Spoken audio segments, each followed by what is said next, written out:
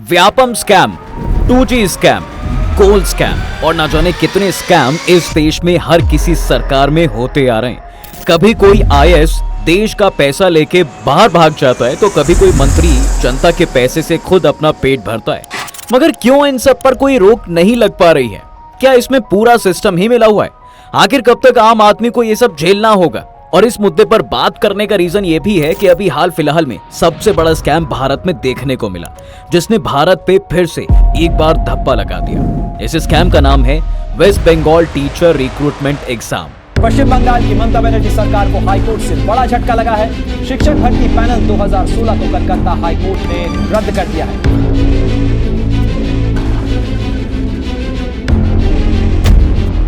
इसमें 24,000 ऐसे टीचर्स और नॉन टीचर्स की रिक्रूटमेंट हुई जो बिना एग्जाम दिए ही रिक्रूट कर दिए गए। अब सोचिए, इन लोगों ने कितने लाखों करोड़ रुपए इस नौकरी के लिए दिए होंगे और इन पैसों को खाने वाले लोग थोड़े ही पल में अरबों खरबों के मालिक बन बैठे होंगे। मगर उन स्टूडेंट्स का क्या जो डिजर्विंग थे, जिन्होंने दिन रात मेहनत की इस नौकरी के लिए? क्या है इस पूरे स्कैम की कहानी? कौन करप्टेड लोग हैं जो इसमें इन्वॉल्व हैं और कैसे आखिर ये केस अचानक भारत की सुर्खी बन बैठा? चलिए सब कुछ जानते हैं। साल 2014 तृणमूल कांग्रेस ने भारी मतों से स्टेट इलेक्शन एक बार फिर से जीते। ममता बनर्जी चीफ मिनिस्टर बनी और इनके करीबी को पार्थ चटर्जी यानी minister in charge of higher education and school education की गद्दी संभालने को मिली। इनका नाम यहाँ पर जरूर याद कर लें, क्योंकि ये नाम इस वीडियो में बहुत अहम भूमिका निभाएगा। मिनिस्टर बनते ही 2014 में इन्होंने टीचर्स एंड नॉन स्टाफ के लिए स्टेट लेवल सिलेक्शन टेस्ट की एप्लीकेशन निकाली। तब आते ही इन्होंने अपना जलवा लोगों के सामने बिखेरना चालू कर दिया। इसमें 24,640 पदों के लिए classes 9th, 10th, 11th and 12th के टीचर्स और group C and D staff की नियुक्ति की जानी थी। देखते ही देखते एप्लीकेशन भरने वाले उम्मीदवारों की भीड़ ऐसी आई कि 23 लाख एप्लीकेशन सबमिट किए जाते हैं, और वो भी खाली कुछ हजार पदों के लिए। अब आप खुद देखिए, गवर्नमेंट जॉब पाने के लिए कितने लोग उत्सुक रहते हैं। अब सीधी सी बात है, जहां डिमांड ज्यादा हो और मौके कम, तो इंसान नौकरी पाने के लिए किसी भी हद तक जा सकता है। यही सब देख मिनिस्टर्स भी इस बहती नदी में अपने हाथ तो धोएंगे ही। तो 2016 में इन टीचर्स और स्टाफ की रिक्रूटमेंट स्टार्ट होती है और 25,753 लोगों के अपॉइंटमेंट लेटर्स दिए जाते हैं। यहाँ नोट करने की बात यह है साहब कि पद तो खाली 24,640 ही थे, तो ये एक्स्ट्रा भर्ती हुई कैसे? इसके बाद कई सारे एप्लीकेंट्स को शक हुआ कि कहीं तो कुछ गड़बड़ हो गई है और इस रिक्रूटमेंट में फ्रॉड हुआ है। तभी के तभी एप्लीकेंट्स ने कलकत्ता हाई कोर्ट में पिटीशन डालने चालू कर दिए, जिसमें ज्यादातर लोगों ने यह कहा कि कहीं ना कहीं 5 से 15 लाख रुपए खाए गए हैं एक एप्लीकेंट की भर्ती के लिए। साथ ही एप्लीकेंट्स ने पिटीशंस ऐसी भी डाली जिसमें बताया गया था कि कई टीचर्स ऐसे हैं जिन्होंने प्राइमरी टीचर्स एलिजिबिलिटी टेस्ट यानी TET पास तक नहीं किया था। कई पिटीशन ऐसे भी सबमिट की गई जिसमें कहा गया कि SSC सभी सफल अपॉइंटीज की मेरिट लिस्ट भी जारी करे। अपने हक के लिए ये सभी टीचर्स जगह जगह कोलकाता में प्रोटेस्ट करने लगे, अलग अलग वेन्यूज पर धरने देकर बैठने लगे। ऐसे प्रोटेस्ट देख रूलिंग पार्टी की रूह कांपने लगी। उन्होंने इन प्रोटेस्टर्स को हटाने के लिए पुलिस का साथ लिया। इन टीचर्स को मारा पीटा गया और धरना बंद करने की धमकी भी दी जा रही थी। और इन सब के बीच अब फिर 2016 में स्कूल सर्विस कमीशन यानी SSC ने एक रिक्रूटमेंट का नोटिफिकेशन जारी किया, जिसमें कहा गया कि 13,000 पदों पे staff run and aided school के ग्रुप D एम्प्लॉइज के लिए रिक्रूटमेंट निकाली गई है। मगर 2019 में ये पता चलता है कि West Bengal school service commission WBSSC का पैनल बिठाया गया था, उसने 25 लोगों को अपॉइंट भी कर दिया था, जबकि ये पैनल ऑलरेडी एक्सपायर हो चुका था। इन सभी इंसिडेंट्स को देखते हुए 2016 में कलकत्ता हाई कोर्ट के जज अभिजीत गांगुली ने WBSSC के पैनल को डिसमिस कर दिया और साथ ही करीब 36,000 टीचर्स की अपॉइंटमेंट पर रोक भी लगा दी गई थी। बाद में मगर इस नंबर को 32,000 बताया गया। इस डिसीजन को सुनते ही TMC के लोगों में खलबली होने लगी और उन्होंने इस फैसले को गलत करार दिया और सुप्रीम कोर्ट जाने की ठानी। जिस जज ने ये फैसला सुनाया था उनके साथ TMC की बहस और परेशानियां बढ़ने लगी। दोनों के रिश्ते खट्टे होने लगे थे। फिर इन सब से परेशान होकर अचानक ही जज साहब ने अपनी रिटायरमेंट अनाउंस कर दी। फिर इसके बाद अभिजीत गांगुली ने BJP ज्वाइन कर ली और तमलुक एरिया से BJP के लिए चुनाव भी लड़ने की ठानी। इसके बाद केस दूसरे जजेस को ट्रांसफर किया गया और साथ ही अब प्रोटेस्ट और ज्यादा बढ़ने लगे थे। फिर 28 मार्च 2019 को कलकत्ता हाई कोर्ट ने SSC को पूरी मेरिट लिस्ट जारी करने का ऑर्डर दे दिया। इसके बाद भी कई महीनों तक एसएससी ने कोई लिस्ट जारी नहीं की और हाई कोर्ट के ऑर्डर को इग्नोर कर दिया।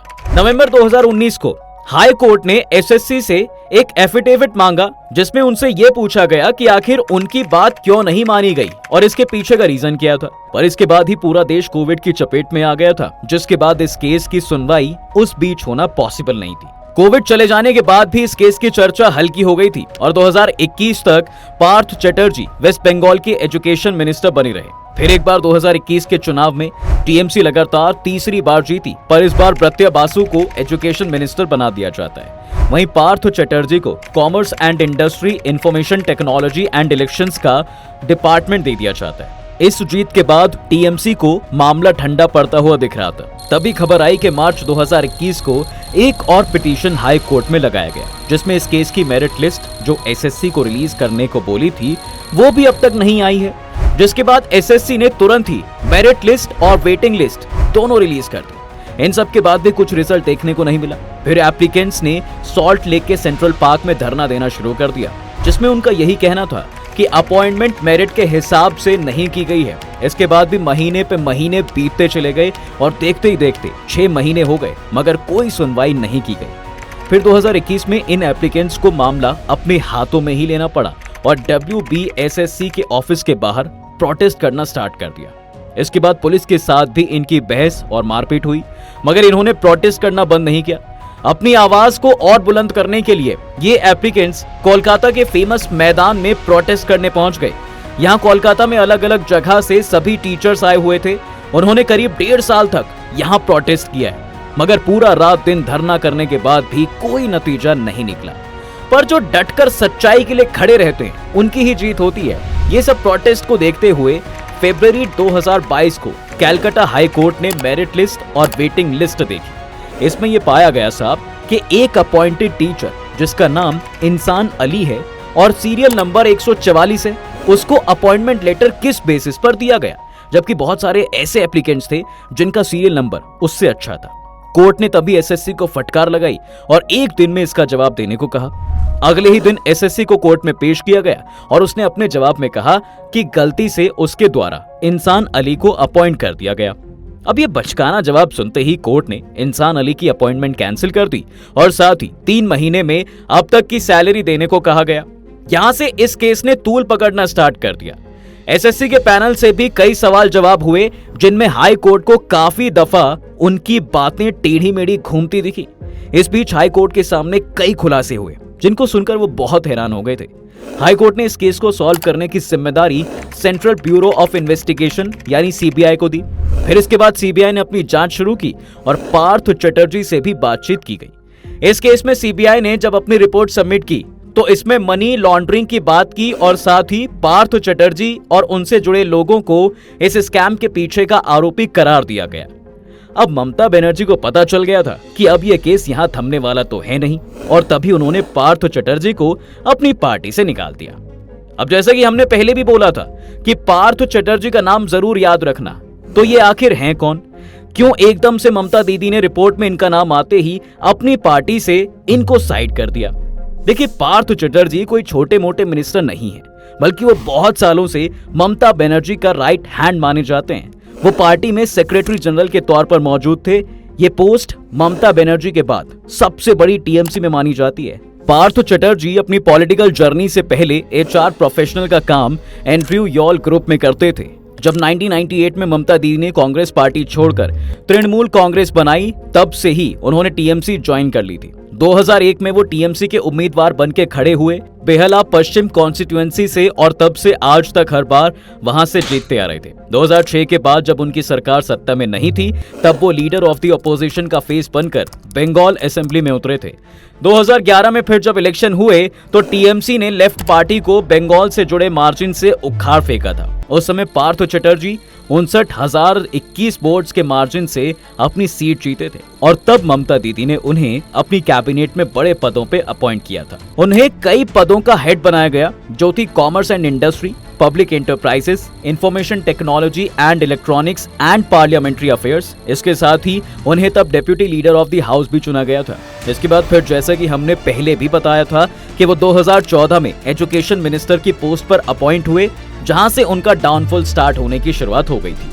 फिर सबसे बड़ा ट्विस्ट उनके जिंदगी में तब आया जब 22 जुलाई 2022 को इस टीचर स्कैम केस में एंट्री होती है एनफोर्समेंट डायरेक्टोरेट यानी ईडी की, जो पार्थ चटर्जी और उनके करीबियों के 18 ठिकानों पे छापेमारी करते हैं। उनके करीबी एक एक्ट्रेस अर्पिता मुखर्जी के घर जब ईडी ने रेड मारी तो सोशल मीडिया पे कई सारी तस्वीरें वायरल हो गईं। इन तस्वीरों में कैश और गोल्ड से पूरा रूम भरा हुआ दिखाई दे रहा था। ईडी ने लगभग 21.2 crore cash, jewellery worth 79 lakh और 54 लाख की फॉरेन करेंसी जब्त की गई। ईडी ने यह तक कहा कि ये हो सकता है कि कहीं ना कहीं इस स्कैम से कमाए गए पैसे हो सकते हैं ये। फिर 23 जुलाई को पार्थ चटर्जी से 19 घंटे की इंटेरोगेशन हुई, जिसके बाद उन्हें अरेस्ट कर लिया गया। साथ ही उनके करीबी कही जाने वाली अर्पिता मुखर्जी और WBCS ऑफिसर सुकांता आचार्य, जो उनके पर्सनल सेक्रेटरी थे, और कई लोगों को अरेस्ट किया गया। अब जब ये सब हो रहा था उसके बाद government of Bengal supreme court पहुंची।